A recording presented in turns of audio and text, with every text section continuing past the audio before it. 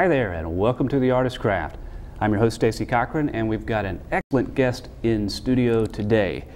Jock Brandis is an author, film technician, inventor, and alleged air pirate. He has worked on over 40 motion pictures, including The Dead Zone, Videodrome, Scanners, and Maximum Overdrive. As a humanitarian, he helped to found the Full Belly Project, a non-profit organization dedicated to designing and distributing unique, appropriate technologies. He is the inventor of the Malian peanut sheller and was invited by MIT to participate in the International Development Initiative. Subsequently, the peanut sheller was distributed to communities in Ghana, Zambia, and the Philippines to help feed the hungry. He currently lives in Wilmington and is working to build the first sustainable film studio. Thank you very much for being on the show today. Thank you for having me here. I'm happy to be here. Well, let's talk a little bit about the vision behind the first sustainable film studio. What was the idea behind that? Well, the idea was that Wilmington was a good spot because there was already a film base there. There was already a studio. The idea of making it environmentally efficient is that a film studio is basically this huge energy sink where you have a large layer of hot lights. You have 500,000 watts of lighting in the ceiling, and yet it has to be 68 degrees below for all the folks in their big costumes and their delicate makeup.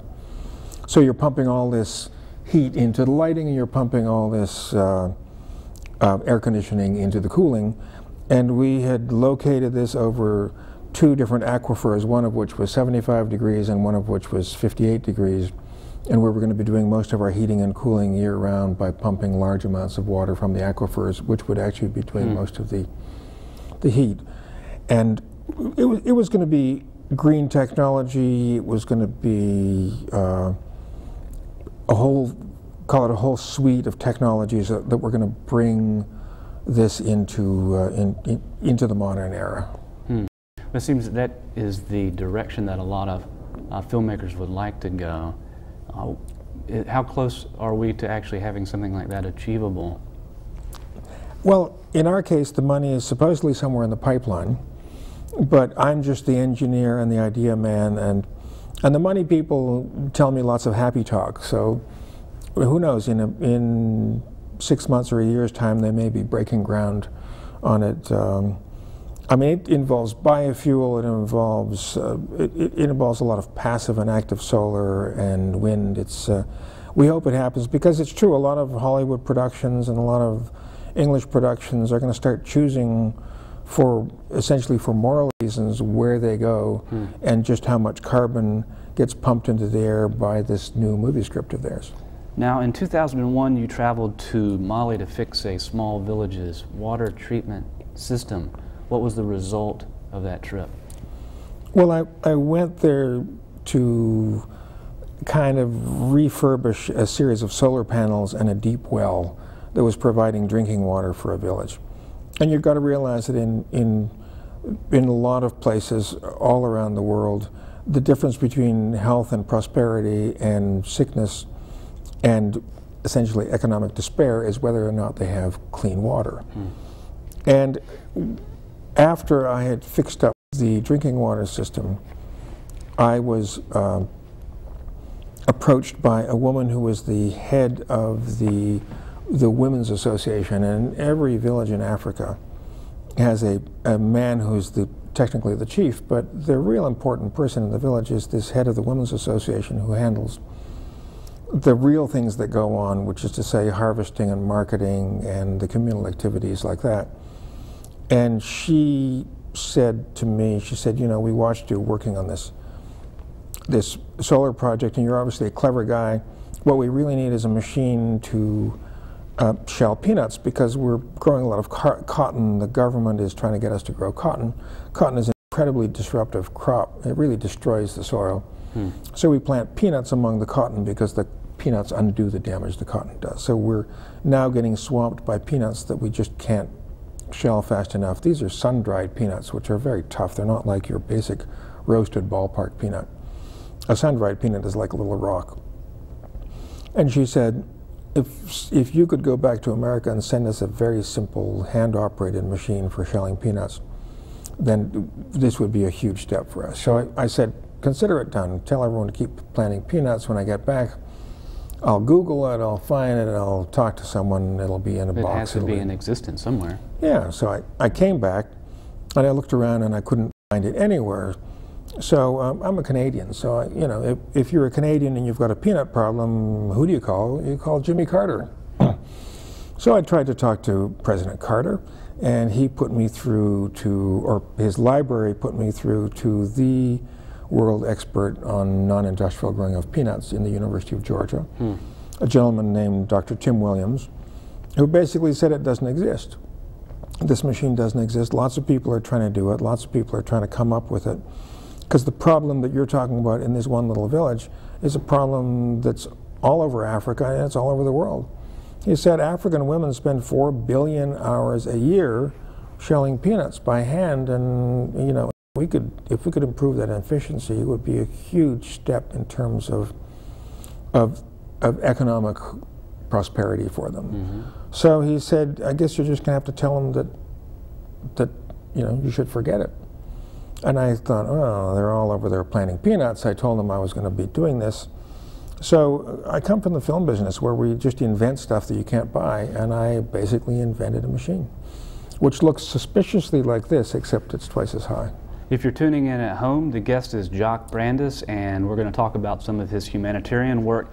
And we have here this Malian peanut sheller, which was an invention as the result of a trip to Mali, and finding out that there was no such thing actually in existence.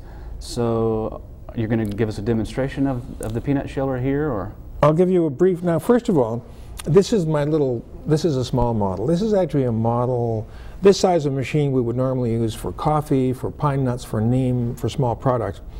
And I've set this up just to be a demonstration for peanuts, because generally the peanut one is twice as high, but it would be kind of large and clunky. So let me just pull this forward.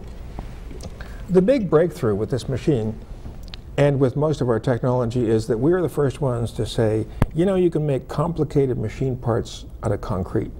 If you'd want to make this outer part out of steel or plastic or anything else, it would take this huge factory. But let me show you the factory. Basically, this is a mold. It's a mold. If you can make an angel food cake, you know, you put this in, you pour the concrete in, you pull the things apart, and lo and behold, there you have your piece. And as I say, these are sun-dried peanuts. And you throw a few in.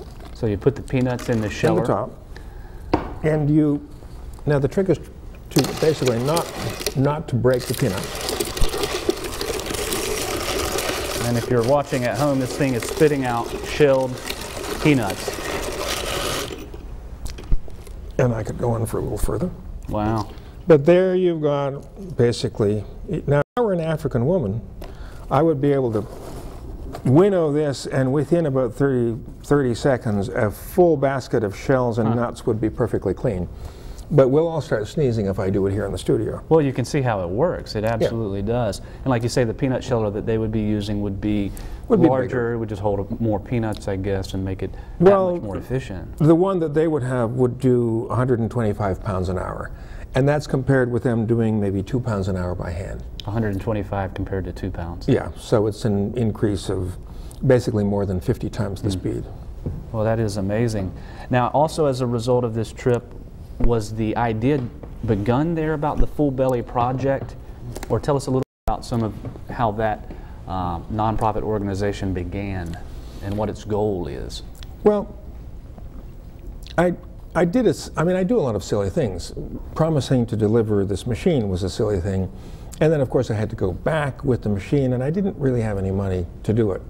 But I had a friend who produced documentary films for the Discovery Channel in Canada, who said, oh, I've still got one show to do, and I got some money, and I need a subject. We'll follow you back to do the first one, and that way we'll pay for your plane ticket. I thought, great, this is great. I can do it for free.